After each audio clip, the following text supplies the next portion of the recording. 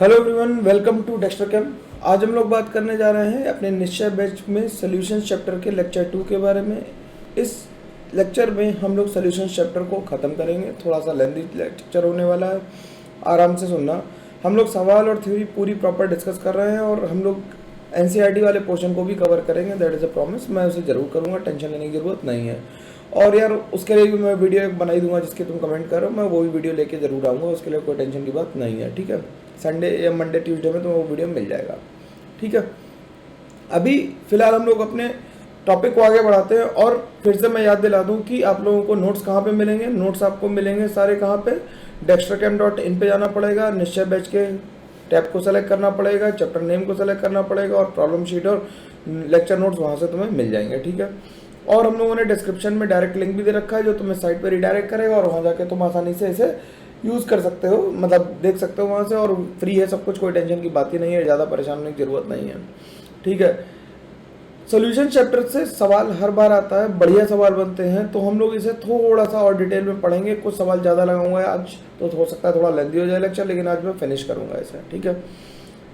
जो level of question है, एक बच्चे ने क्वेश्चन पूछा कि सर लेवल ऑफ क्वेश्चन कहता है, तो जो लेवल 1 है वर्कशीट का वो टॉपिक वाइज क्वेश्चंस हैं। उसके बाद जो लेवल 2 है उसमें मेंस लेवल के क्वेश्चन है और लेवल 3 में थोड़े हायर लेवल के क्वेश्चन है। उसमें सारी वैरायटी भी तुम देख पा रहे होगे, तो वो एडवांस के लिए काम आ जाएगा, ठीक है। और कोशिश करूंगा कि तुम्हारे लिए PYQs भी मैं लेके आऊँ, ठीक है। जल्दी जल्दी लेके आता हूँ, साथ के साथ थोड़ा मुश्किल है आना, लेकिन हाँ मैं कोशिश करूंगा क्योंकि हैक काफ़ी है, ठीक है। तो हम लोग आज का डिस्कशन को अपना आगे बढ़ाते हैं। लास्ट क्लास में हम लोगों ने डिस्कशन कर लिया था आइडियल सॉल्यूशंस का, कि आइडियल सॉल्यूशन कैसे होते हैं, कब होते हैं, उनमें फोर्स ऑफ अट्रैक्शन कैसा होता है, और उनके एग्जांपल्स भी देख लिए थे हम लोगों ने। राउट लॉ देख लिया था और हेनरी लॉ देखा था, इतनी बातें हम लोगों ने देखी थी। और सॉल्विलिटी के ट्रेंड्स देख लिए थे, कैसे कैसे वेरी कर रही है। आज की क्लास में हम लोग बात करना शुरू करेंगे टाइप्स ऑफ सॉल्यूशन से, जिसमें हम आइडियल सॉल्यूशन के बारे में बात हम लोग कर चुके हैं। अब हमें बात करनी है नॉन आइडियल सॉल्यूशंस के बारे में।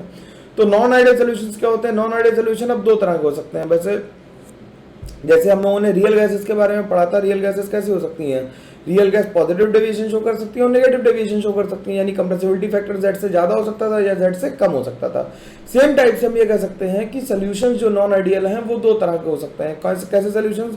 या तो सॉल्यूशंस विद पॉजिटिव डेविएशन होंगे या सॉल्यूशंस विद नेगेटिव डेविएशन होंगे। ये दो तरह के सॉल्यूशंस एग्जिस्ट कर सकते हैं। नेगेटिव डेविएशन कैसे शो करेंगे? राउट लॉ से नेगेटिव डेविएशन शो करेंगे तो हम उसे कहेंगे नेगेटिव डेविएशन सॉल्यूशन, और पॉजिटिव शुरू करेंगे तो पॉजिटिव साइड जाएंगे राउट लॉ से तो हम उसे कहेंगे पॉजिटिव डेविएशन सॉल्यूशन।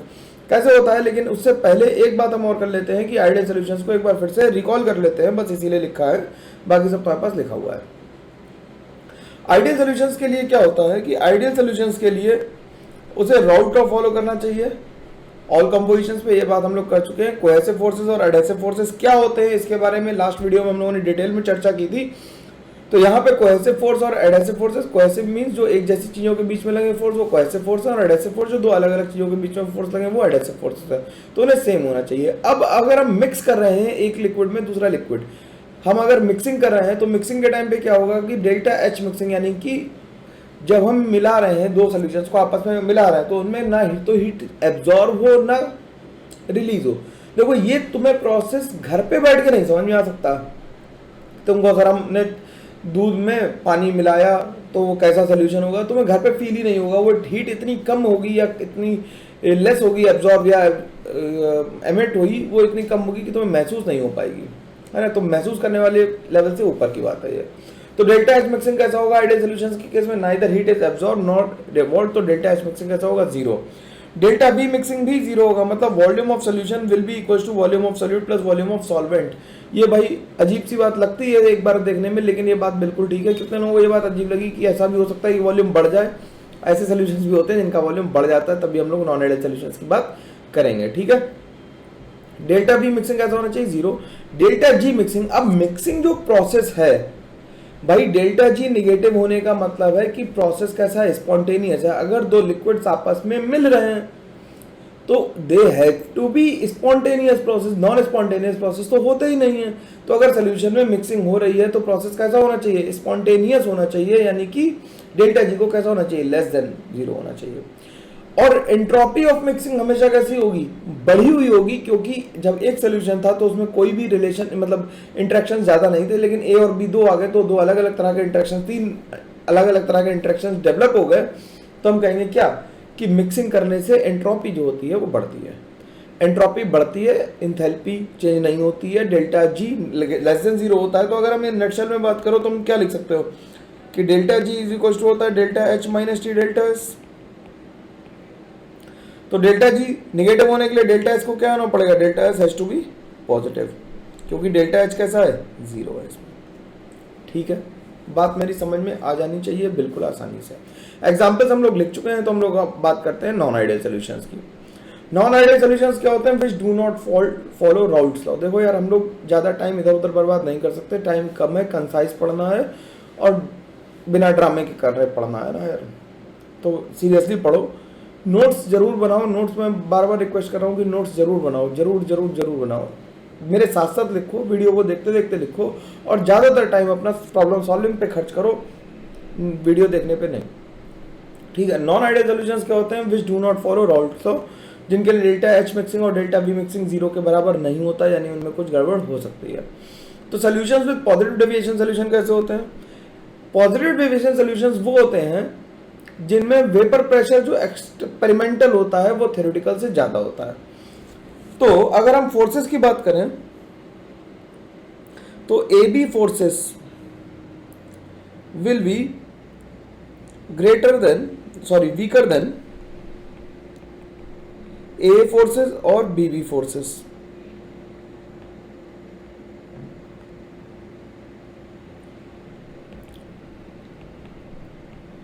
जो कोहेसिव फोर्सेस है वो स्ट्रॉन्गर होंगे एडहेसिव फोर्सेस से। तो कोहेसिव फोर्सेस स्ट्रॉन्ग होंगे, यानी वो आपस में ही बात करना चाहता है तो अलग अलग उड़ेंगे। तुम सिंपल समझो, मेरी बात को जरा ध्यान से देखना। ऐसा एग्जांपल तुमने सुना हो कि नहीं सुना हो? मान लो कि तुम 4 लोग हो रूम में, है ना, 4 लोग रूम में हैं और दो दोस्त के पेयर हैं। तो 2 पेयर्स है, मैं कपल्स नहीं कह रहा हूँ, नहीं तुम कुछ और समझ लोगे यार। ठीक है, तो 2 दोस्त हैं, 2 के 2 पेयर हैं। ठीक है, अब 2 दोस्तों में आपस में ए टाइप का बॉन्ड है और उनमें बी टाइप का बॉन्ड है, और ए बी टाइप का बॉन्ड है वीक है। तो अगर भागने का नंबर आएगा तो ए इंडिविजुअली अलग भागेगा, बी अलग भागेगा इंडिविजुअली, उन्हें एक दूसरे से कोई मतलब नहीं है, तो वो एक्सपेरिमेंटली ज्यादा तेज भागेंगे। और क्योंकि वीक हैं इसलिए आपस में जब सामने ए और बी आएगा तो वो एक दूसरे से लड़के भागेंगे, यार हमसे दूर रहो भाई, हमसे मत बोलो यार, है ही नहीं, क्योंकि उनकी बॉन्डिंग आपस में अच्छी है, एक दूसरे से अच्छी नहीं है। तो क्या कहेंगे, एक दूसरे से हटेंगे, और हटेंगे तो उस चक्कर में क्या होगा, जल्दी से सोल्यूशन को छोड़ने की कोशिश करेंगे, रूम से बाहर निकलने की कोशिश करेंगे, और बाहर निकलने के चक्कर में एक्सपेरिमेंटल वेपर प्रेशर जो होगा वो ज्यादा हो जाएगा। किससे? थ्योरेटिकल से। मेरी बात समझ में आई तो कमेंट करके जरूर बताना, मेरे को फीडबैक जरूर चाहिए होता है ना। कि जब 4 लोग बैठे हैं और 2 कपल हैं तो क्या हो रहा है, ए टाइप है और बी टाइप है। ध्यान सुनना, ए टाइप है और बी टाइप है। ये दोनों आपस में मजे में बैठे थे, लेकिन जैसे ये पास आए तो एक दूसरे के साथ रिपेल कर रहा है, ये अट्रैक्ट नहीं कर रहा है। तो क्या करेगा, ये भी यहां से जाना चाहता है और ये भी जाना चाहता है, तो दोनों ही बाहर जाना चाहते हैं लेकिन दोनों साथ में नहीं आना चाहते, इसलिए उनका क्या हो रहा है, एक्सपेरिमेंटल वेपर प्रेशर ज्यादा आ रहा है थ्योरेटिकल से। ठीक, डेल्टा बी मिक्सिंग भी कैसी आएगी, ज्यादा, क्योंकि वो दूर दूर रहना चाहते हैं। डेल्टा एच मिक्सिंग कैसी आएगी, ग्रेटर देन 0, क्योंकि उनमें मिलने की कोई भी इच्छा नहीं है। डेल्टा एस मिक्सिंग कैसी आएगी, लेस देन 0, क्योंकि मिला तो हम रहे हैं और प्रोसेस कैसा है, स्पॉन्टेनियस है, इसलिए डेल्टा जी मिक्सिंग जो होगा वो लेस देन 0 होगा, और डेल्टा एस मिक्सिंग जो होगा वो ग्रेटर देन 0 होगा।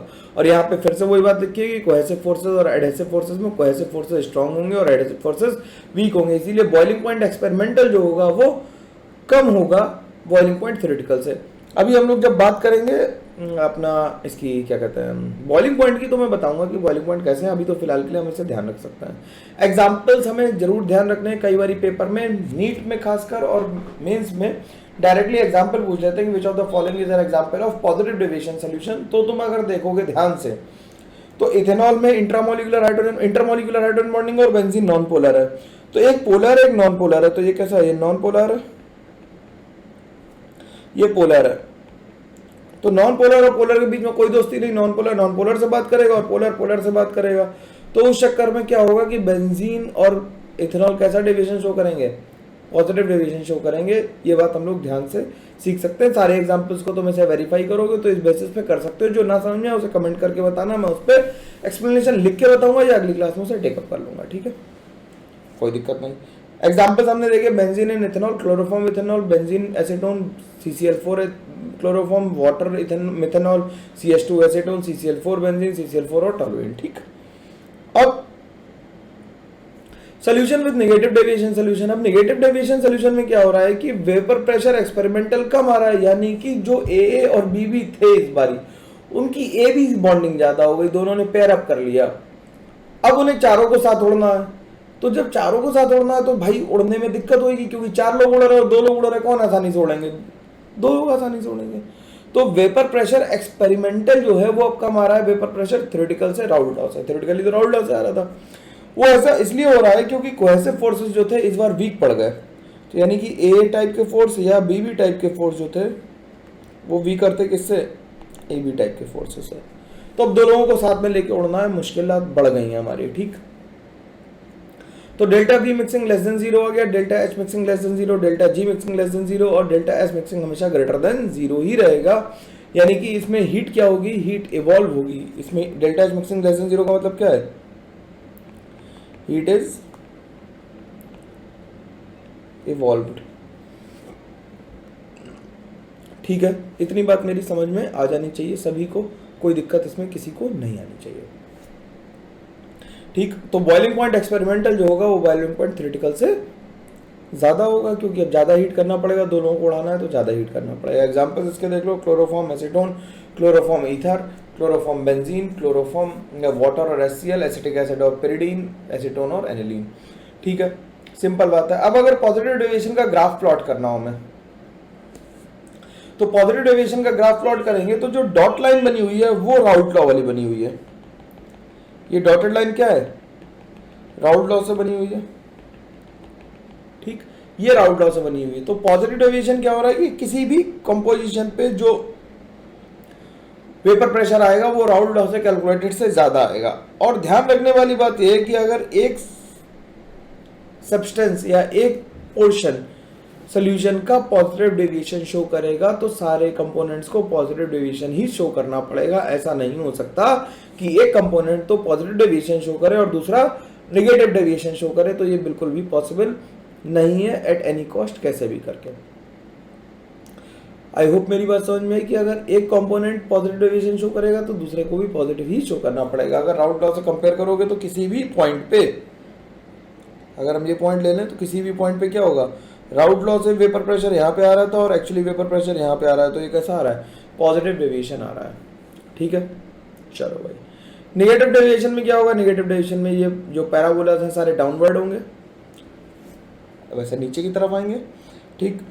तो ये क्या बन जाएगा? ये राउल्ट लॉ था और ये जो नेगेटिव डेविएशन, तो अगर एक कंपोनेंट नेगेटिव डेविएशन शो करेगा तो सारे कंपोनेंट्स नेगेटिव डेविएशन ही शो करेंगे, जिसे मैंने बात स्टेटमेंट के फॉर्मेट में लिखा भी है कि ये one component of a solution shows. देखो भाई, मैं जो बोल रहा हूँ मैं लिखता जाता हूँ जिससे तुम्हारी कोई बात छूटे नहीं, है ना। बात समझ में आनी चाहिए, लेकिन यार लोग जैसे मोल कॉन्सेप्ट बहुत कम लोगों ने देखा है, पता नहीं क्यों कम लोगों ने देखा, शायद तुम लोग प्रॉपर शेयर नहीं कर रहे हो। कंपटीशन कुछ नहीं बढ़ता यार, मैं थक जाऊंगा तो फिर दिक्कत होगी, है ना। तो मेरा इंथू बना रहे इसलिए लोगों तक पहुंचा दो, बस मेरी रिक्वेस्ट है तुमसे, बस, है ना। कम से कम यार 1000 लोग तो एक वीडियो को देख ही ना, 1000, 1500, 2000 लोग तक देखें तो फिर अच्छा लगता है। अब 200-300 लोग देख रहे हैं, उसे भी मर के 1 मिनट भी एवरेज टाइम नहीं आ रहा, तो मतलब शांति से नहीं देखा जा रहा है, ठीक है। देखो जल्दी यार देखने से कोई फ़ायदा होता नहीं है कि तुम बहुत तेज़ी से देख लो, बहुत जल्दी देख लो, ऐसा कुछ होगा नहीं फ़ायदा।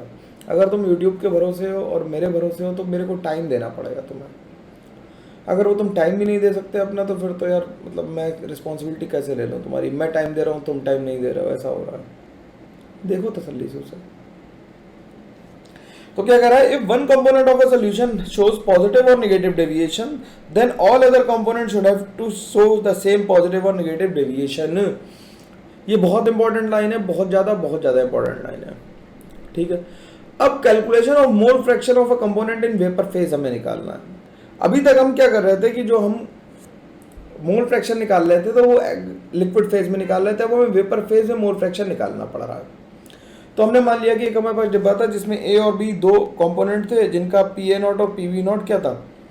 वेपर प्रेशर था प्योर कंपोनेंट्स का, और XA और XB mole fraction in liquid phase था, और YA और YB इनका जो मोल फ्रैक्शन है वो वेपर फेज में है, ठीक है। इतनी बात समझ में आई कि YA और YB क्या है?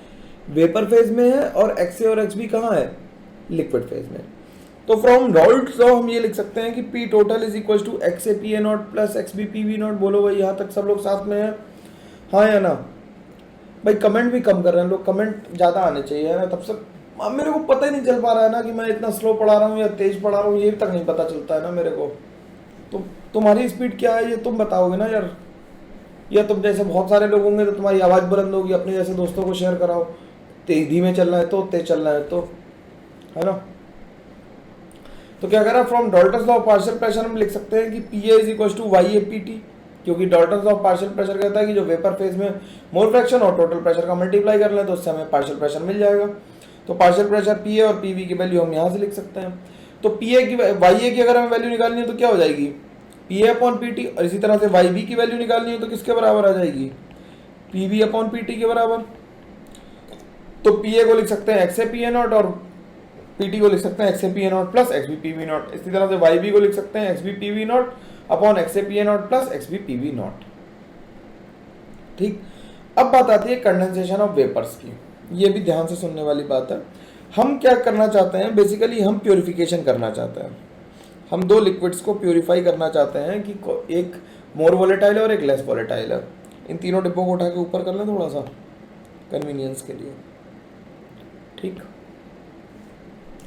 तो कंडेंसेशन ऑफ वेपर्स करना चाहते हैं तो हमने क्या किया कि एक डिब्बे में, ये बेसिकली कंडेंसेशन जब हम लोग रिपीटेडली करते हैं तो प्योरिफिकेशन टेक्निक के काम आती है ये, कि हमने कोई एक मोर वोलेटाइल कंपोनेंट को ज़्यादा कंपोनेंट फिल्ट्रेट में आएगा, फिर उसे दोबारा करेंगे तो धीरे धीरे उसका परसेंटेज बढ़ता जाएगा, एक का और दूसरे का कम होता जाएगा।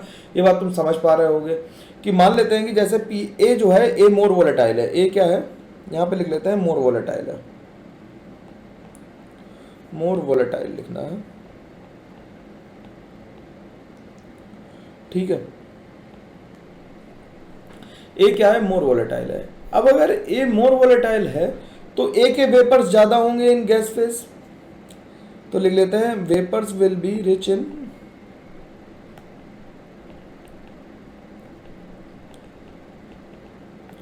ए।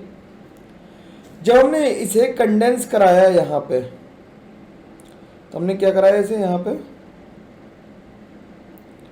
कंडेंस कराया। क्या कराया, कंडेंस कराया, कंडेंसर लगा के कंडेंस करा लिया होगा। तो यहाँ पे वाई ए और वाई बी नामक हमारे पास जो मोल फ्रैक्शन आएंगे वो रिच इन ए होगा, क्योंकि वेपर्स में ए ज्यादा था तो ऑब्वियस बात है जब कंडेंस होंगे तो लिक्विड में भी ए ज्यादा होगा। यहां से जो वेपर्स निकले तो इसे हमने मोल फ्रैक्शन यहाँ पे लिख लिया, वाई ए और वाई बी है इसका। यहाँ पे जो निकले वेपर्स वो जेड ए और जेड बी होंगे, तो Z A will be greater than Z B होगा, क्योंकि अब जेड ए का कॉन्सेंट्रेशन भी ज्यादा है और वोलेटाइल भी जेड ही ज्यादा है, ए ही ज्यादा है। जब इसे यहां से यहां कंडेंस कराएंगे तो क्या होगा, क्या होगा भाई, अब जो जेड ए होगा यहाँ पे रिच इन ए होगा, फिर रिचर इन ए होगा। ऐसे धीरे धीरे क्या होगा कि ए में रिच होता जाएगा और बी में कम होता जाएगा। तो हमें सब में बताना है कि कॉन्सेंट्रेशन कितना कितना है, ऐसे सवाल बनते हैं। ठीक है, कैसे करेंगे, हमें ये पता है कि फ्रॉम राउल्ट लॉ अगर हम लिखना चाहें तो ये लिख सकते हैं, फ्रॉम राउल्ट्स लॉ हम क्या लिख सकते हैं, फ्रॉम राउल्ट्स लॉ हम लिख सकते हैं कि P total is equal to X A P A not plus X B P V not लिख सकते हैं। और वाई ए की वैल्यू हम यहां पे लिख सकते हैं क्या, कि जो वेपर फेज में था वाई ए, उसकी value P A upon P total होगी और वाई बी की value P B upon P total होगी। Am I very clear in this. तो वाई ए की वैल्यू हम क्या लिख देंगे, वाई ए की वैल्यू हम क्या ये लिख सकते हैं कि P A upon P A को लिख दें X A P A not upon P total को लिख दें X A P A not plus X B P V not, और वाई बी को लिख दें क्या, X B P V not divided by X A P A not plus X B P V not. बोलो भाई, मेरी बात इतनी समझ में आ जानी चाहिए, यहाँ तक सब लोग साथ में हैं। ठीक है, तो वाई ए और वाई बी की वैल्यू निकल आई। तो हम अब दूसरे जब डिब्बे में पहुंचेंगे, जब हम दूसरे डिब्बे में पहुंचेंगे तो यहाँ पे वाई ए और वाई बी है, तो हम इसे लिखेंगे कि पी टोटल प्राइम किसके बराबर होगा, Y A P A not plus Y B P B not के बराबर होगा। बात समझ में आ रही है? क्योंकि अब जो वाई ए और वाई बी है वो mole fraction in liquid phase है दूसरे कंटेनर के लिए।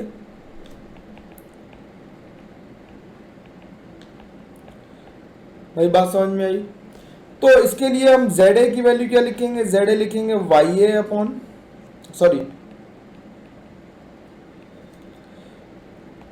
P A prime upon P T prime, और जेड बी की वैल्यू लिखेंगे P B prime upon P T prime.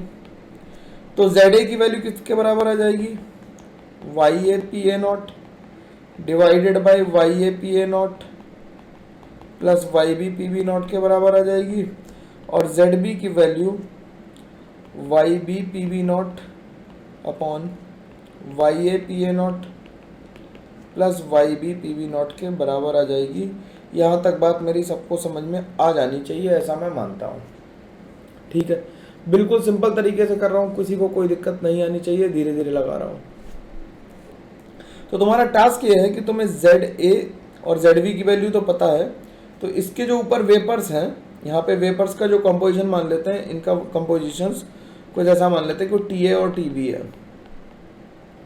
क्या है?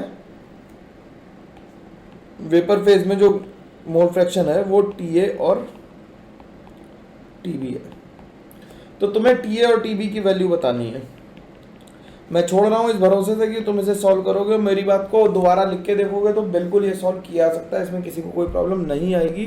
That is my guarantee. ठीक, आगे बात करते हैं। आगे क्वेश्चन क्या कह रहा है?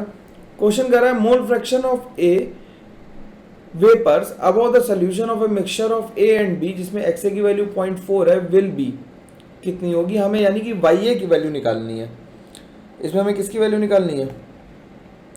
वाई ए की निकालनी है। अब द सोल्यूशन कह रहा है वाई ए की वैल्यू हमें फाइंड आउट करनी है। हमें गिवन क्या क्या है? हमें गिवन है एक्स ए की वैल्यू गिवन है 0.4, तो एक्स बी की वैल्यू हो गई 0.6, पी ए नॉट हमें गिवन है कितना 100, और पी बी नॉट हमें गिवन है 200। एम ऑफ एच जी है तो उससे हमें कोई फर्क पड़ता नहीं है।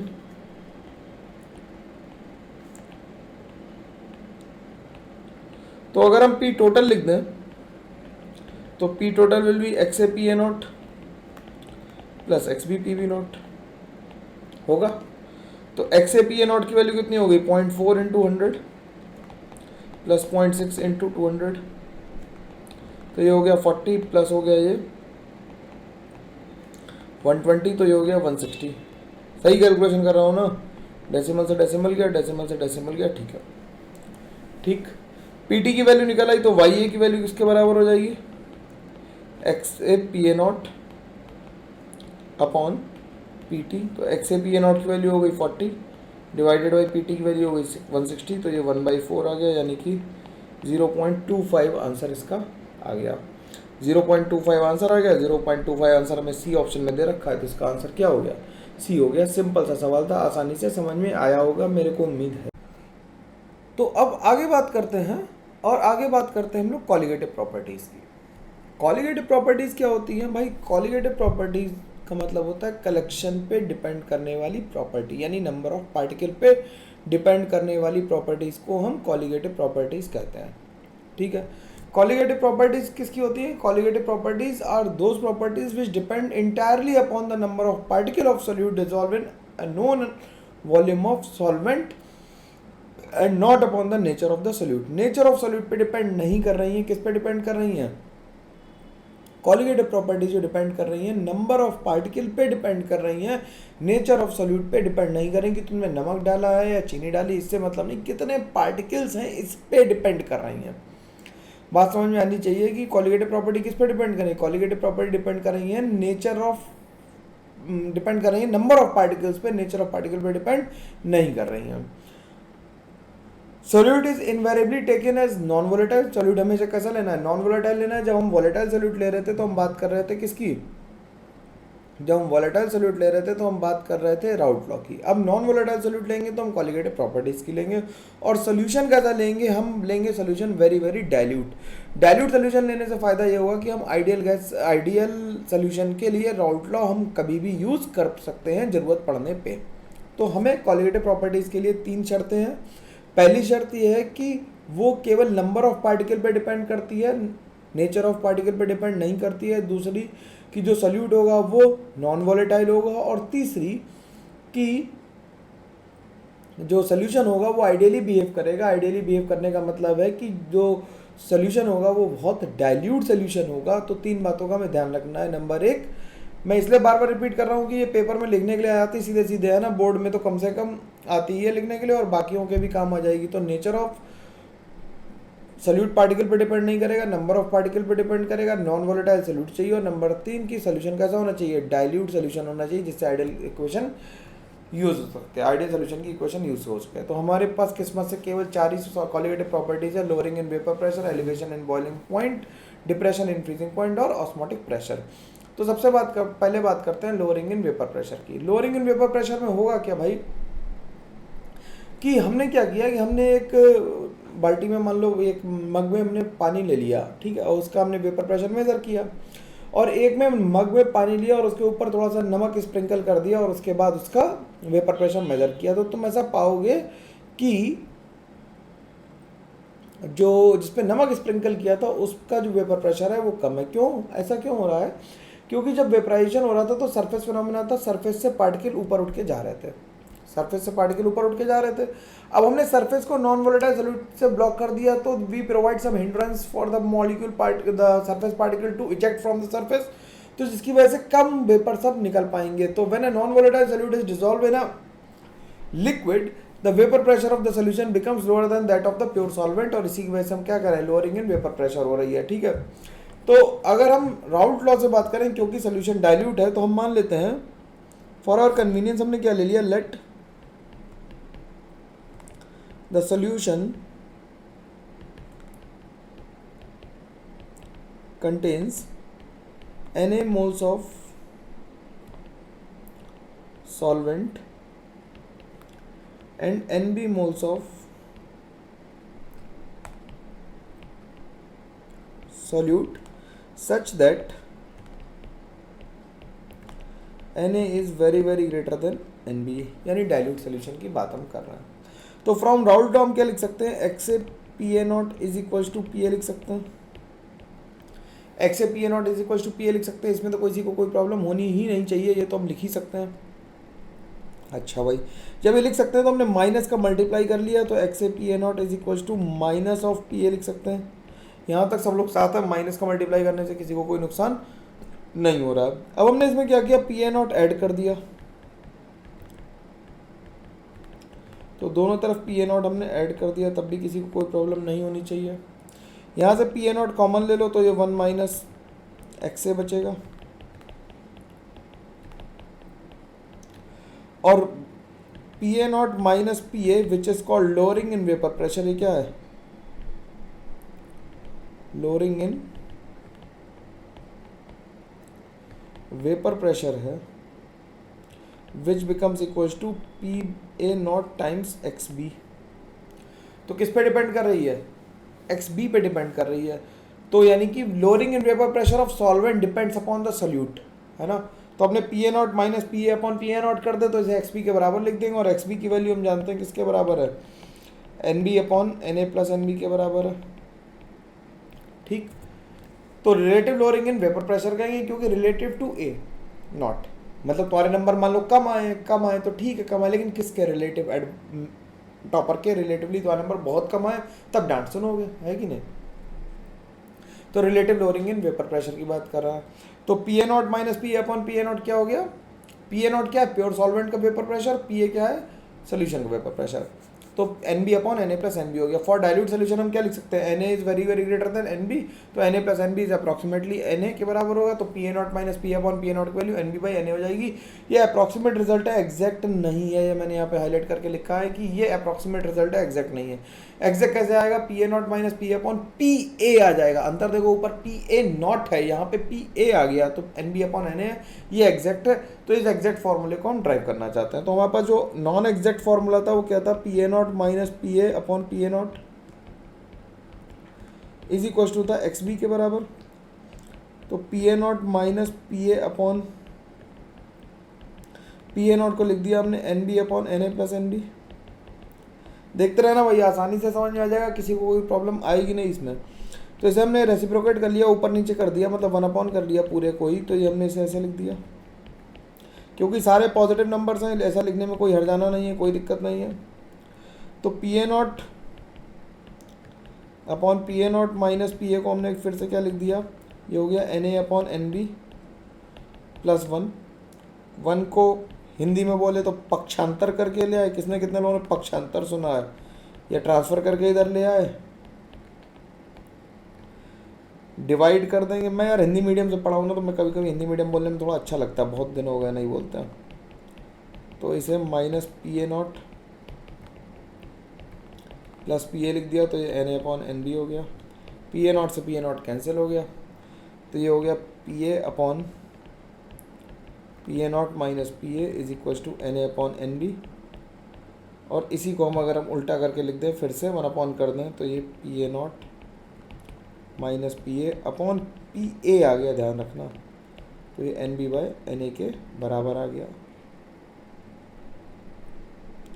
तो इस पर कोई प्रॉब्लम नहीं होनी चाहिए, आसानी से मेरी बात समझ में आ जानी चाहिए। ठीक है, इतनी बात क्लियर है। तो आगे बढ़ते हैं। तो ये एग्जैक्ट फार्मूला हम लोगों ने ड्राइव कर लिया, जो जेई में हम यूज़ करेंगे, IIT में इसी फार्मूले का यूज़ करेंगे, और नीट में भी इसी का फार्मूले का यूज़ करेंगे। एग्जैक्ट फार्मूला है, IIT और नीट दोनों ही लिख देता है। ठीक है, चलो भाई। तो हमने relative lowering in vapour pressure हमें समझ में आ गई। तो आगे बढ़ते हैं। अब बात आती है elevation in boiling point. Elevation in boiling point हुआ क्यों, उसके लिए हमें ज़रूरी है समझना कि बॉइलिंग पॉइंट क्या हुआ। तो बॉइलिंग पॉइंट की डेफिनेशन हम लोग समझने की कोशिश करते हैं। बॉइलिंग पॉइंट क्या होता है, boiling point is the temperature at which the vapour pressure of the liquid becomes equal to atmospheric pressure. जब वेपर प्रेशर एटमॉस्फेरिक प्रेशर के बराबर हो जाता है तो हम कहते हैं लिक्विड बॉइल्स। किसी रिक्शे वाले से, आई एम नॉट सेइंग रिक्शे वाले से, I am not demeaning them, but for a layman, अगर किसी हम लेमैन से पूछे, रिक्शे वाले से मतलब मेरा लेमैन था, सॉरी अगर किसी को हर्ट हुआ हो तो, कि लेमैन से अगर किसी से पूछोगे कि बॉइलिंग क्या होती है, तो वो कहेगा जब पानी उबलने लगता तो बॉयल हो गया, इसमें क्या खास बात है। लेकिन खास बात है टेक्निकली अगर हम सीखें तो बॉइलिंग पॉइंट क्या होता है, when the vapour pressure of the liquid becomes equal to the atmospheric pressure then we say the liquid is boiling. तुमने एक बहुत जेन्युइन सवाल सुना होगा, कहाँ पे, छोटे बच्चों की किताबों में लिखा रहता है कि पहाड़ों पे चावल देर में पकते हैं। तो ऐसा क्यों हुआ। अब भाई पहाड़ पे जब अगर तुम जाओगे तो होगा क्या, पहाड़ पे वेपर प्रेशर कम हो एटमॉस्फेरिक प्रेशर कम हो जाता है, और हमने चावल तो पानी उतना ही लिया जितना हमें क्वांटिटी लेनी थी। तो हमने क्या किया, जब हमने उबालना शुरू किया तो पानी पहले बॉयल हो गया, जब तक चावल पकता उससे पहले पानी सारा उड़ गया, क्योंकि बॉइलिंग पॉइंट कम हुआ, क्योंकि एटमॉस्फेरिक प्रेशर कम है तो हमें कम टेम्परेचर हीट करना पड़ेगा सेम एटमॉस्फेरिक प्रेशर मीट कराने के लिए। तो पहाड़ों पे हो सकता है पानी का बॉइलिंग पॉइंट 98-97 कुछ आता हो। तो चावल को पकने के लिए जितना टेम्परेचर चाहिए तो उससे पहले ही पानी इवेपोरेट हो गया, तो चावल पक नहीं पाएगा। तभी हमने प्रेशर कुकर्स की डिस्कवरी की होगी। प्रेशर कुकर के ऊपर सीटी लगी होती है, उस सीटी का प्रेशर से क्या होता है, जो वेपर्स निकल रहे हैं उनका प्रेशर बढ़ा देते हैं, वेपर्स आसानी से नहीं निकल पाते हैं, तो पानी का बॉइलिंग पॉइंट बढ़ जाता है। अब हमने क्या किया, when we add a non volatile solute और इम्प्योरिटी, ठीक है, due to which the lowering of vapour pressure occurs, हमने क्या किया, नॉन वोलेटाइल इम्प्योरिटी मिला दी, NaCl मिला दिया, तो उससे क्या हुआ, पानी का बॉइलिंग पॉइंट बढ़ गया। कैसे बढ़ गया, क्योंकि वेपर प्रेशर लोअर हुआ। वेपर प्रेशर लोअर हुआ तो हमें अब सोल्यूशन को ज़्यादा हीट करना पड़ेगा, जिससे वो same amount of vapours present कर पाए जो एटमॉस्फेरिक प्रेशर के बराबर हो जाए। तो लोअरिंग इन वेपर प्रेशर हुआ सॉल्यूट डालने से, नॉन वोलेटाइल सोल्यूट डालने से, और हमें टेम्परेचर बढ़ाना पड़ा, तो ओवरऑल क्या हुआ कि हमें सेम एटमॉस्फेरिक प्रेशर तक ले जाने के लिए अब हमें ज़्यादा हीट करना पड़ेगा। So the solution must be heated to a high temperature to make its vapour pressure equal to atmospheric pressure. तो अब हमें वेपर प्रेशर में जो हमें क्या हुआ, हमें जो वेपर प्रेशर बढ़ाने के लिए हमें अब ज़्यादा हीट करना पड़ा, तो एलिवेशन इन बॉइलिंग पॉइंट हुआ। तो टीवी नॉट हमारा boiling point of pure solvent ले लिया, तो डेल्टा टीवी को मोलैलिटी के प्रोपोर्शनल लिख लिया। तो डेल्टा टीवी प्रोपोर्शनल हो गया इक्वल टू आ गया KB into M, where KB is called the molar elevation constant which is the characteristic property of a solvent, और इसे हम इब्लियोस्कोपिक कांस्टेंट भी कहते हैं। तो डेल्टा टीवी की वैल्यू आ गई delta TV minus delta TV not. Molality इसलिए है क्योंकि molality within great temperature range क्या करती, टेम्परेचर पे डिपेंड नहीं करती, वेरी नहीं करती। तो मोलैलिटी लेना समझदारी का सौदा है। मोलैरिटी में वॉल्यूम होता है, तो वॉल्यूम ज़्यादा तेजी से वेरी करता है। सॉलिड हम जब टेम्परेचर की रेंज ले रहे हैं ऐसी ले रहे हैं जिसमें सॉल्यूट और सॉल्वेंट डिसोसिएट या ब्रेकडाउन नहीं हो रहा उसमें, तो उसका मास चेंज नहीं हो रहा। जो केवी है उसकी वैल्यू होती है R T B not upon 1000 into L V. ये फॉर्मूला हम याद रखेंगे, इसके डेरिवेशन की चिंता नहीं करनी है हमें। तो एल वी ध्यान रखेंगे, याद नहीं करेंगे, ठीक है ना। तो एल वी क्या है, latent heat of vaporisation. Latent heat of vaporisation क्या होता है, डेल्टा एच अपॉन एम के बराबर होता है। डेल्टा एच वी मतलब enthalpy of vaporisation upon molar mass. तो के बी की वैल्यू हमने लिख दी R T V not into M upon 1000 into H V. अब अगर टेम्परेचर वर्सेस वेपर प्रेशर के बीच का ग्राफ बनाया जाए, तो किसी भी गिवन टेम्परेचर पे तुम अगर ध्यान से देखोगे तो क्या होगा, सॉल्वेंट के वेपर प्रेशर ज़्यादा होगा और सोल्यूशन का कम होगा। तो अगर हमें सेम हीट करना है, सेम वेपर प्रेशर निकालने, तो हमें सोल्यूशन में हमेशा ज़्यादा हीट करना पड़ेगा। तो अगर हम 1 ATM भी लेना चाहें तो उसमें भी हमें ज़्यादा हीट करना पड़ेगा, और जो डिफरेंस आएगा उसे हम डेल्टा टी भी कह देंगे। सिंपल बात है। अब बात आती है डिप्रेशन इन फ्रीजिंग पॉइंट की। ये कठिन बात है, इसे ज़रा ध्यान से सुनेंगे। इस स्लाइड को देखे बिना कितने लोग ये बता सकते हैं कि सर मेरे को तो फ्रीजिंग पॉइंट डेफिनेशन आती है। पॉज करो, ईमानदारी से लिख के दिखाना यार, तब बात मानी जाएगी कि आती है, ऐसे नहीं मानी जाएगी, है ना। तो डिप्रेशन इन फ्रीजिंग पॉइंट क्या होता है कि at freezing point of the liquid there exist an equilibrium between the solid and the liquid phase such that the vapour pressure of the solid phase becomes equal to the vapour pressure of the liquid phase. Solid और liquid के बीच में equilibrium नहीं है, solid phase और liquid phase के vapours के बीच में इक्विलिब्रियम है। बात मेरी समझ में आ रही है? मैं क्या कह रहा हूँ कि सॉलिड और लिक्विड्स के बीच में इक्विलिब्रियम नहीं है, सॉलिड फेज के वेपर्स और लिक्विड फेज के वेपर्स के बीच में इक्विलिब्रियम है। अब हमने नॉन वोलेटाइल सॉलिड डाला, भैया ये बात तो समझ में आ रही है ना। सॉलिड का वेपर प्रेशर हो सकता है, कभी बर्फ़ की सिल्ली को देखना रखे हुए, जो ब्रिक होती है बड़ी सी, बड़ी वाली, उस पर देखना ऊपर से थोड़ा वेपर्स तुम्हें दिखाई दे जाएंगे सॉलिड के भी, ठीक है। तो हमने क्या किया कि हमने पूरे पे हमने दोनों इक्विलिब्रियम पे क्या डाला कि थोड़ा सा नॉन वोलेटाइल सॉल्यूट डाल दिया। नॉन वोलेटाइल सॉल्यूट डालने से क्या हुआ कि लिक्विड का वेपर प्रेशर तो कम हुआ, लिक्विड का वेपर प्रेशर कम हुआ क्योंकि लोअरिंग इन वेपर प्रेशर तुम पढ़ के आ रहे हो अभी। तो लिक्विड का वेपर प्रेशर क्या हुआ, कम हुआ।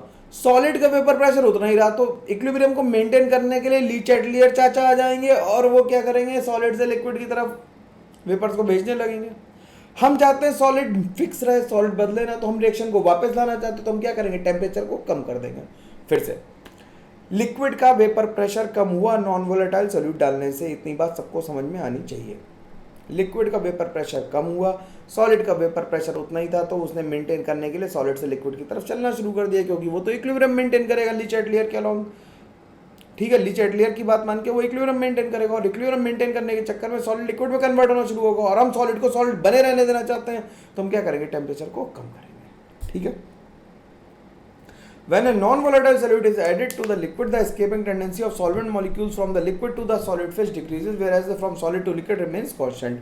तो हमें क्या करना पड़ेगा, टेम्परेचर को कम करना पड़ेगा। तो डेल्टा टी एफ को हमने लिख दिया क्या, T F naught minus T F is proportional to M. तो डेल्टा टी एफ की वैल्यू प्रोपोर्शनल हो गया एम के, तो डेल्टा टी एफ हो गया के एफ इंटू एम, यानी एम मोलैलिटी हो गई, और ये मोलल डिप्रेशन कांस्टेंट यानी क्रायोस्कोपिक कांस्टेंट हो गया।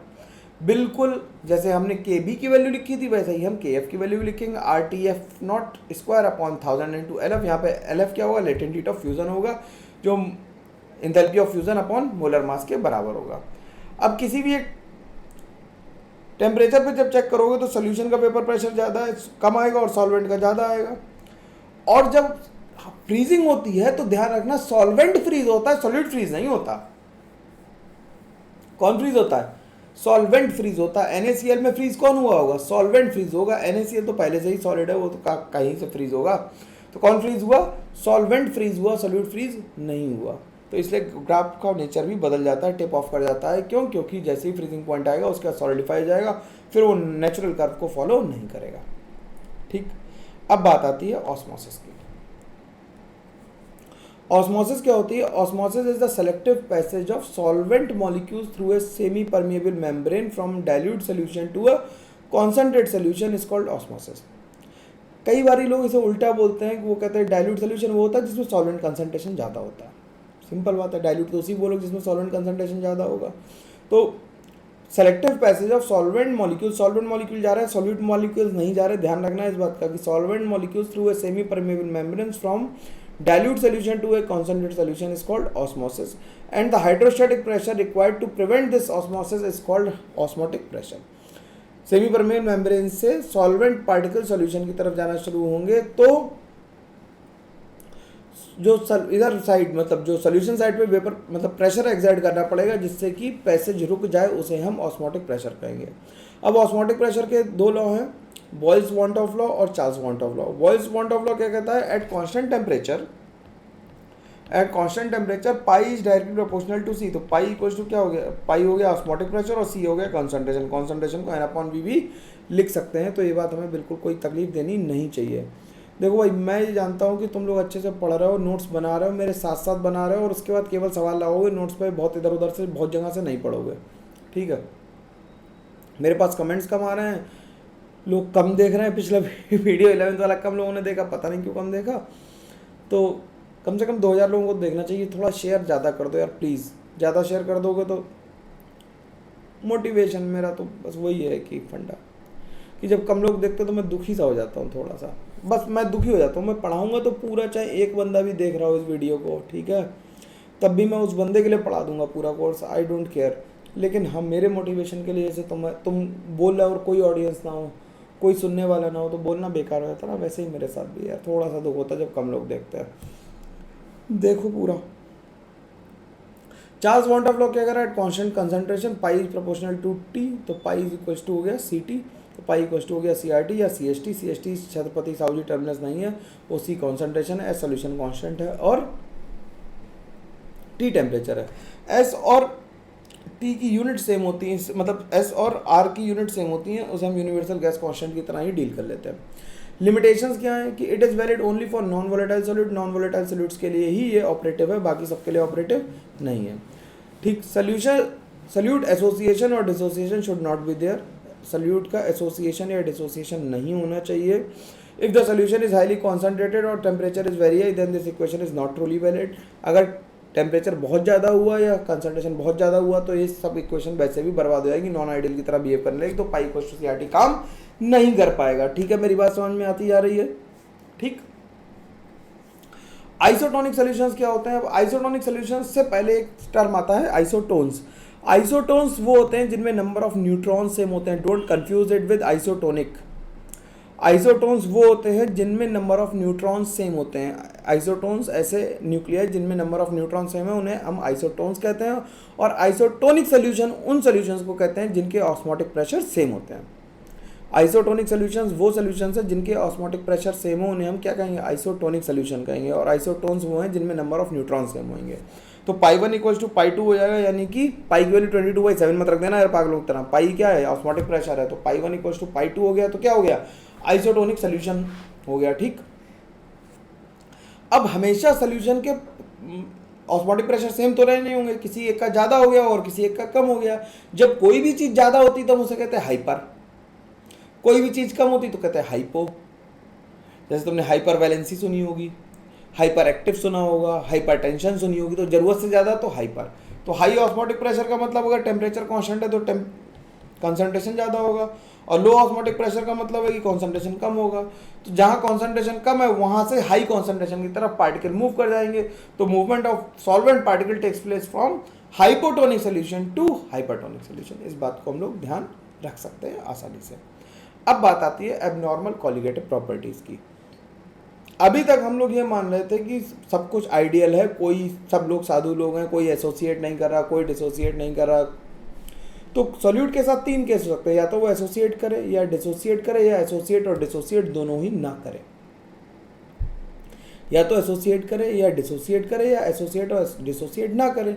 जब ना करे तो वो आइडियली बिहेव कर रहा है, अगर कर जाएगा तो नंबर ऑफ पार्टिकल चेंज होंगे, और नंबर ऑफ पार्टिकल चेंज होने की वजह से कॉलिगेटिव प्रॉपर्टी भी चेंज होंगी ही होंगी, क्योंकि कॉलिगेटिव प्रॉपर्टी किस पे डिपेंड कर रही थी? कॉलिगेटिव प्रॉपर्टी डिपेंड कर रही थी हमारी नंबर ऑफ पार्टिकल्स पे, ना कि नेचर ऑफ पार्टिकल्स पे। ठीक, तो उसके लिए हमने क्या किया? वांट ऑफ फैक्टर की डिस्कवरी की। वांट ऑफ फैक्टर क्या होता है? I is equal to observe colligative property, यानी actual colligative properties upon theoretical colligative properties. Since colligative properties are inversely proportional to the molar masses of the solute, therefore I is normal molar mass upon observe molar mass.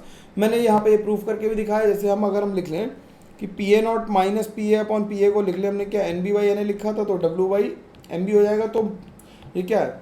Molar mass of solute है, तो lowering in vapour pressure will be inversely proportional to क्या हो जाएगा? Molar mass of solute. ऐसे ही delta T B को क्या लिख सकते हैं? के बी इंटू एम, तो K B into W B by M B into weight of solvent in K G. तो देखो इसमें भी मोलर मास के इनवर्सली प्रोपोर्शनल आ गया। ऐसे ही डेल्टा टी एफ को लिख सकते हैं। ठीक, वैसे ही pi equal to C R T को भी लिखते हैं, इसमें भी एन को क्या लिख लिया? डब्ल्यू अपॉन एम बी लिख लिया। तो मोलर मास जो है वो नीचे आ रहा है, इनवर्सली प्रोपोर्शनल है, इसीलिए फॉर्मूले में नॉर्मल मोलर मास ऊपर है, ऑब्जर्व नीचे है। कॉलिगेटिव प्रॉपर्टी में ऑब्जर्व ऊपर है, नॉर्मल नीचे है। ठीक है, दोनों में कंफ्यूज होने की जरूरत नहीं है। ठीक, अब बात करते हैं डिग्री ऑफ एसोसिएशन की। डिग्री ऑफ एसोसिएशन कैसे निकालेंगे? मान लेते हैं कि हमने यहाँ पे t इक्वल्स टू 0 पे इसका 1 मोल ले लिया, ये 0 ले लिया। t इक्वल्स टू टी पे ये 1 माइनस अल्फा से ये अल्फा बाई एन बना। क्यों? n से 1 बन रहा था तो अल्फा से अल्फा बाई एन बन गया। तो i की वैल्यू क्या आ जाएगी? Observe number of particles upon theoretically. तो i माइनस 1 की वैल्यू आ जाएगी alpha by N minus alpha. तो यहाँ से अल्फा की वैल्यू निकालोगे तो अल्फा की वैल्यू आ जाएगी n times i minus 1 upon क्या आ जाएगी? 1 माइनस n। ठीक ठीक है, तो इससे अल्फा की वैल्यू इस तरह से निकल आएगी सिंपल तरीके से। अब डिग्री ऑफ डिसोसिएशन हो रहा है तो t इक्वल्स टू 0 पे हमने क्या मान लिया? इसका 1 मान लिया, 0 मान लिया। t इक्वल्स टू टी पे क्या आ जाएगा? 1 माइनस अल्फा आएगा, तो ये n अल्फा आ जाएगा। तो i की वैल्यू किसके बराबर आ जाएगी? 1 minus alpha plus n alpha upon 1। तो i की वैल्यू आ जाएगी किसके बराबर? i की वैल्यू आ जाएगी 1 माइनस 1 प्लस अल्फा ले लें, 1 माइनस n कर दें, तो अल्फा की वैल्यू आ जाएगी i minus 1 upon n minus 1। ठीक, सिंपल बात है, बिल्कुल आसानी से आ गया। और सारी कॉलिगेटिव प्रॉपर्टीज़ में हम i का मल्टीप्लाई करेंगे। i का मल्टीप्लाई कब नहीं करेंगे? कभी भी नहीं, हमेशा करेंगे i का मल्टीप्लाई, है ना। हमेशा i को मल्टीप्लाई करेंगे ही करेंगे, हमारा धर्म है। i की वैल्यू 1 आई तो 1 रख देंगे और बाकी जो कुछ आएगी रखेंगे। कब नहीं करेंगे, कब ऐसा कोई नियम नहीं है ना। ठीक है, हमेशा रखेंगे और 1 आई तो 1 रख देंगे। अब वेपर प्रेशर को मेजर करने के लिए एक बड़ा पॉपुलर एपरेटस है जिसके बारे में एनसीईआरटी में नहीं लिखा है, लेकिन कई बार पेपर में इसका सवाल एडवांस में आ जाता है या पूछा जा सकता है, तो उसे हम देख लेते हैं। ओस्टवाल्ड वॉकर एपरेटस देखते हैं। ये क्या कर रहा है? It is use to measure the relative lowering of vapour pressure. अभी हम लोग केवल थ्योरेटिकली कह रहे थे, लेकिन ये एक इंस्ट्रूमेंट ऐसा है जो हमें relative lowering in vapour pressure दे सकता है। भाई एक्सपेरिमेंटेशन केमिस्ट्री का एसेंशियल पार्ट है, तो उसे हम हमेशा ध्यान में रख के ही काम करेंगे। It is the based upon the concept of diffusion of vapours in dry air. Dry air का वेपर्स कैसे डिफ्यूज करें उसके बारे में ये बात करता है। Diffusion of vapours takes place from high pressure to low pressure region, ये तो दुनिया जानती है, ऐसा ही होता है। तो इसका एपरेटस अगर हम ध्यान से देखें तो हमने यहाँ से क्या किया? हमने यहाँ से ड्राई एयर भेजी। ड्राई एयर जब भेजी तो सोल्यूशन था, सोल्यूशन में कुछ वेपर्स होंगे, तो ये वेपर्स ऊपर चलना शुरू हुए होंगे। देखो, तो यहाँ पे जब ये वेपर आए तो यहाँ पे जो एयर थी, अब वो ड्राई एयर नहीं बची, अब वो air with air plus vapours of solution आ गए।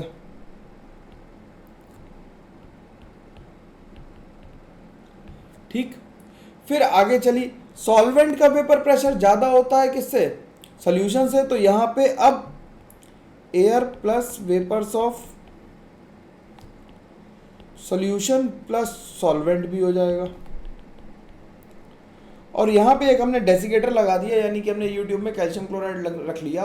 तो जब यहाँ से वेपर्स कुछ कम होंगे तो यहाँ पे लॉस इन वेट होगा, रिपोर्ट होगा, और यहाँ से भी लॉस इन वेट रिपोर्ट होगा, लेकिन यहाँ पे पीएस होगा और यहाँ पे पी माइनस पीएस होगा, क्योंकि वहाँ से कुछ लेके आ रहा है यार।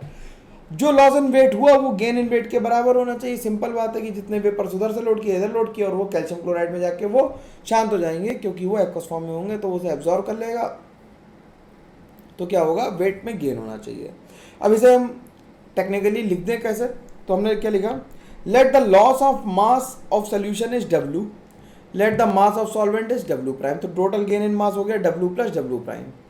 अब gain in mass of drying agent will be same होगा, W plus W prime. Now let S assume that the vapour pressure have ideal behaviour, तो वेपर्स हैव आइडियल बिहेवियर, तो पी वी को RT लगा देंगे, तो W की value आ जाएगी PVm/RT।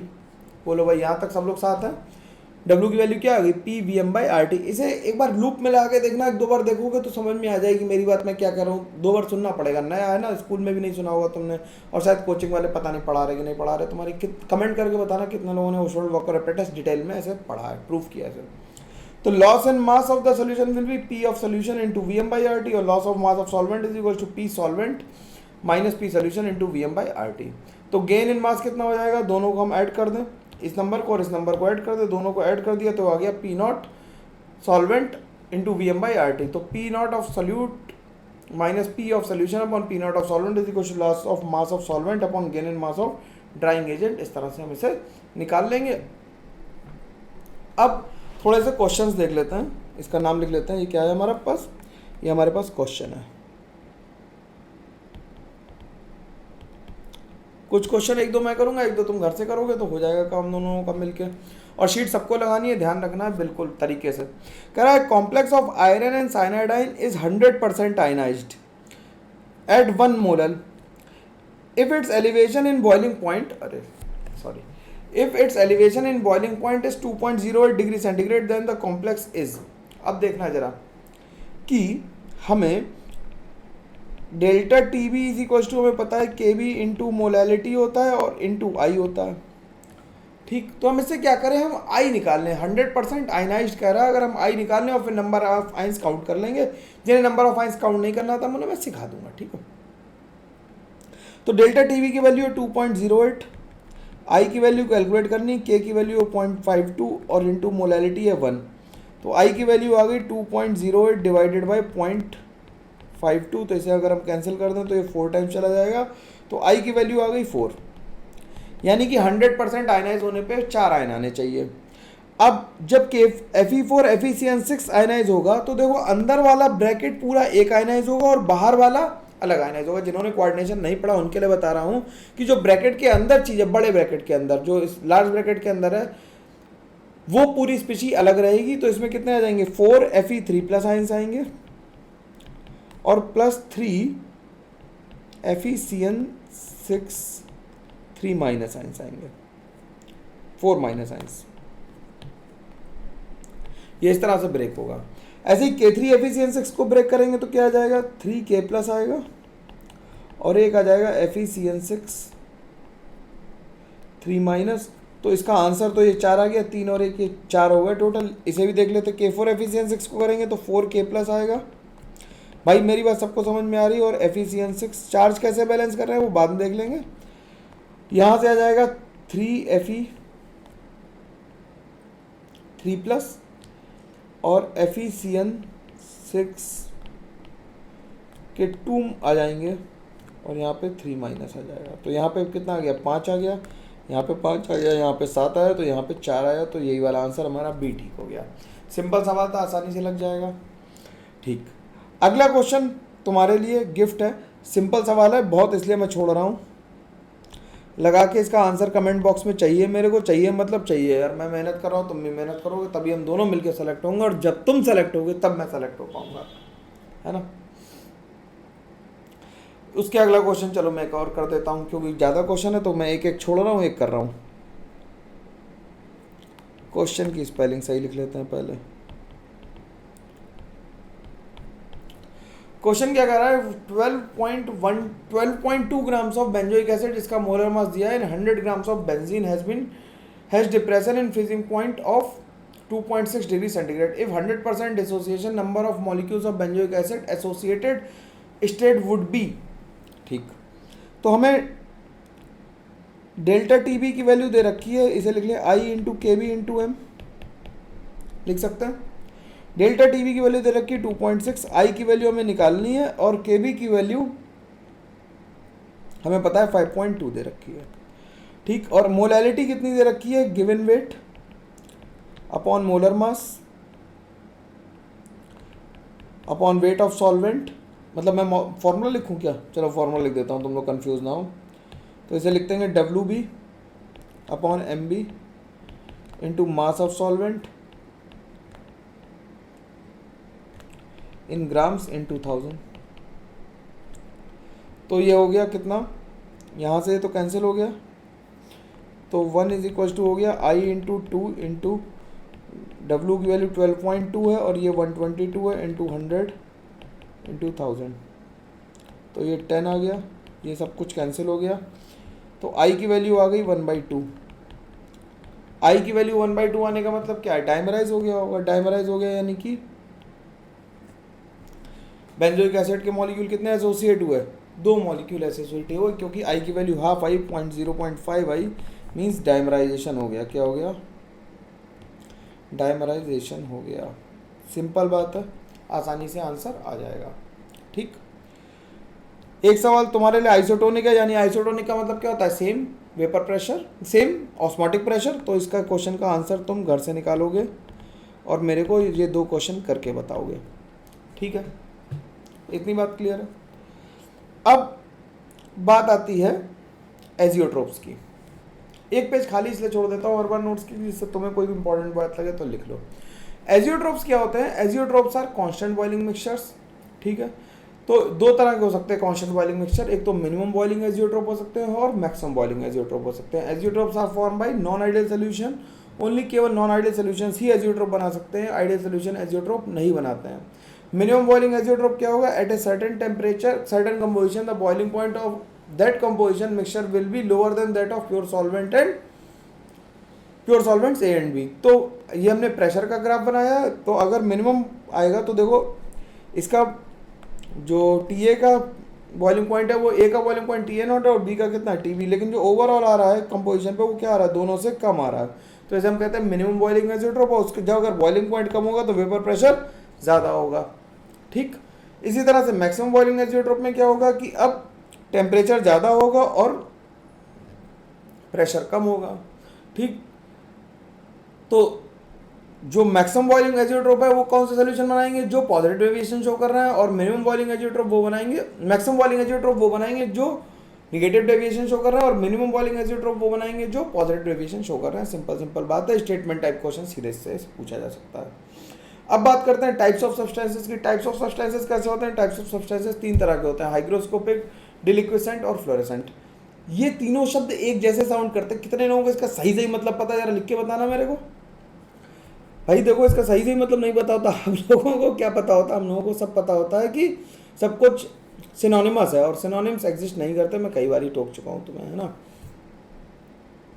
तो हाइग्रोस्कोपिक सब्सटेंसेस कौन से होते हैं? Hygroscopic substance is the one that readily attracts the water from its surrounding either through absorption और एब्जॉर्प्शन। एब्जॉर्प्शन क्या है? सरफेस फिनोमेना है, और एब्जॉर्प्शन क्या है? बल्क फिनोमेना है। अगर तुमने चीजें एब्जॉर्ब की तो ऊपर ऊपर सीख लिया तो एब्जॉर्ब की, और अंदर उतर गया तुम्हारे तो क्या हुआ?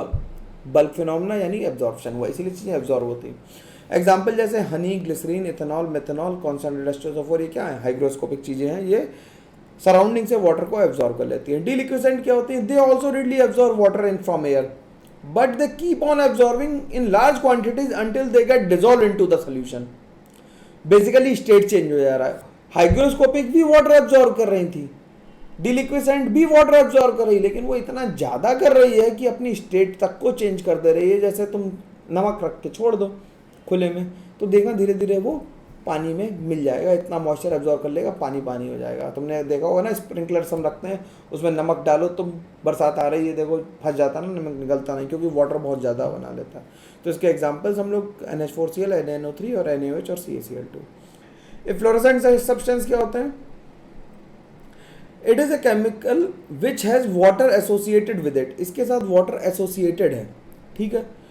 And which when expose to air loses their water molecule through evaporation. अब उसके पास पहले से वाटर ज़्यादा है, वो वाटर इवेपोरेट करेगा तो फ्लोरेसेंस शो करेगा। जैसे कॉपर सल्फेट कर सकता है, Na2CO3.10H2 यानी कि वॉशिंग सोडा कर सकता है, तो उसने एक वाटर मॉलिक्यूल लूज कर दिया तो क्या हुआ? फ्लोरेसेंट हो गया।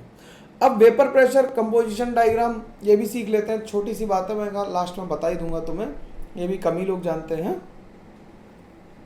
तो हमने मान लिया कि हमारे पास ए लिक्विड और ए गैस है। जब प्रेशर ज़्यादा होगा तो लिक्विड होगा, प्रेशर ज़्यादा होगा एक्सटर्नल तो क्या होगा, लिक्विड होगा, और प्रेशर कम होगा एक्सटर्नल तो क्या होगा, गैस होगा। यानी पिस्टन ऊपर होगा तो गैस है, नीचे है तो लिक्विड है, सिंपल बात है। P external greater than vapour pressure होगा तो लिक्विड होगा, भाई दबा के रखा होगा, only liquid present. P external less than vapour pressure होगा तो क्या होगा, ओनली वेपर प्रेजेंट, क्योंकि वो नीचे से ऊपर धक्का दे देंगे। और P external equal to vapour pressure होगा तो both liquid and vapours will be present. तो इसका डायग्राम ऐसे बना सकते हैं। ऊपर ऊपर क्या होगा, ऊपर प्रेशर ज़्यादा है तो केवल लिक्विड होगा, नीचे प्रेशर कम है तो केवल वेपर होंगे। और इस लाइन पे क्या होगा, वेपर प्रेशर कंपोजिशन क्या होगा, लिक्विड कंपोजिशन होगा ए पे, और बी पे क्या होगा, वेपर कंपोजिशन होगा। और ए और बी के बीच में, लिक्विड और वेपर के बीच में इक्विलिब्रियम एग्जिस्ट कर रहा होगा। तो इस तरह से हम लोगों ने लिक्विड सोल्यूशन पूरा चैप्टर अच्छे से पढ़ लिया है। इसके सवालों का सीक्वेंस हमें ध्यान रखना है, होमवर्क में दे रहा हूँ, ध्यान से सुनो कि पहले लेवल 1 करना है, फिर लेवल 2 मेंस है, और एडवांस के क्वेश्चंस कुछ लेवल 3 में हैं तो वो भी करने हैं, उतने बेयर मिनिमम है। उसके बाद तुम अगर चाहते हो कि और सवाल लगाने हैं, you can text me, I will tell you the book, side books, ठीक है, वो तुम लगा लेना। और बाकी एडवांस लेवल के क्वेश्चंस हम लोग करेंगे, लेकिन अभी पहले बेयर मिनिमम रिक्वायरमेंट पूरी करते चलो, क्योंकि 12th वालों को 11th भी करना है। ऐसा नहीं कि केवल केमिस्ट्री पढ़नी है, फिजिक्स और मैथ भी पढ़नी है। तो keep on sharing the material, keep on sharing the channel link, subscribe करो, दोस्तों को भेजो, यार मैं क्या कहूँ, ठीक है, जो तुम्हारा मन हो करो। मिलते हैं हम लोग अगली क्लास में। लिक्विड सोल्यूशन चैप्टर कंप्लीट हो गया है, इसकी एनसीईआरटी का भी मैं एक वीडियो बना दूंगा, और पीवाईक्यूज का भी बनाऊंगा, यानी 2 वीडियोस के पेंडिंग है, वो करूंगा। लेकिन तब तक हम अगले चैप्टर की तरफ मूव कर जाएंगे। हो सकता है एनसीईआरटी वाला पहले आ जाए, हो सकता है बाद में, पीवाईक्यूज का भी कोई सीक्वेंस नहीं है, आते रहेंगे सीक्वेंस धीरे धीरे। लेकिन जो पहला टारगेट हमारा है कोर्स खत्म करने का, वो करें और शीट्स पूरी लगा लें, उसके बाद की बात सारी शुरू होती है, ठीक है। चलो मिलते हैं हम लोग, तब तक के लिए thank you very much, take care, bye bye.